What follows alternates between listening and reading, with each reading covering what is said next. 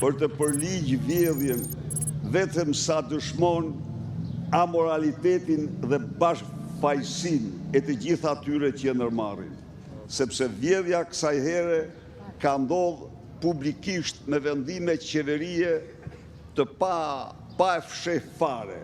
Ndaj dhe ne qëndrojmë të fuqishëm gjerë në rikthimin dhe kemi besim. Dhe kemi dhe besim se do t'ja dalim. Zoti Berisha, ju Partia Demokratike dhe ju personalisht keni shpresuar shumë tek vota e diasporës. Në fakt, rezultoi që diaspora nuk votoi për Partinë Demokratike. A ka Sali Berisha një shpjegim për këtë? Në fakt, diaspora ka votuar masivisht për Partinë Demokratike. Por siç keni pa ju, kutit e votave dhe votimi i tyre është fund e krye manipuluar, një lloj si në Korenë e Veriut apo në diktaturën hoxhiste dikur.